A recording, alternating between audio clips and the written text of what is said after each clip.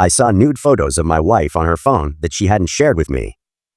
They were in a hidden folder, and most had already been deleted, leaving only 2 behind. She had taken them late one night when I went to the grocery store. In these photos, she was posing in a way that made it seem like they were meant for someone else. There was no face visible, just her body, and it felt like they weren't meant for my eyes. This alone raised a red flag. Maybe she had just forgotten to share them with me, or maybe something else was going on. I couldn't shake the uneasy feeling. As I dug deeper into her phone, I found something even more concerning.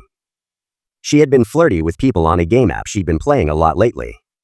It wasn't blatantly obvious, but the vibe felt off. This led me to discover a group chat on Viber with several members of that same game. After scrolling through these chats, I stumbled upon a hidden conversation, one protected by a passcode, between her and one of the guys from that group. I had no way of opening it. That's when the suspicion really took hold. Was she sending nude photos to him? Was there something more going on? I felt like I was falling down a rabbit hole of uncertainty. I decided I couldn't keep it to myself any longer, so I confronted her. Before I get into that, I should mention that our relationship has always been complicated. We've been together since our 20s, and now we're in our 40s with 2 kids. We've both been unfaithful in the past, but my transgressions were more recent and frequent than hers. We've been to couples therapy more than once, and although we've patched things up, we carry those scars. For a long time, I trusted her. I thought we had moved beyond all that. But this incident stirred everything up again. I confronted her about the photos first, early in the morning, just before work. She denied they were for anyone else.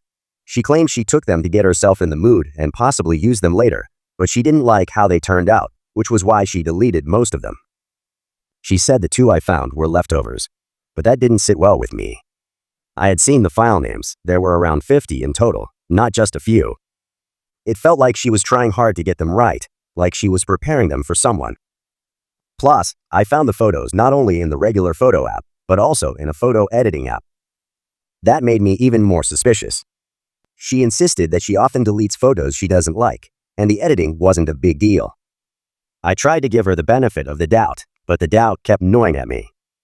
Then I brought up the Viber chat, the one with the passcode. She admitted to being flirty with a guy from the game. She said it only lasted a few days, and that she felt embarrassed afterward. That's why she hid the chat and put a passcode on it. She assured me that they never sent nudes, and nothing inappropriate happened beyond exchanging Instagram handles. The guy, she told me, was divorced with 2 kids and worked at or owned a gym. She even showed me his Instagram, and sure enough, they weren't following each other. But when I pressed her for the passcode to unlock the chat, she said she didn't remember it.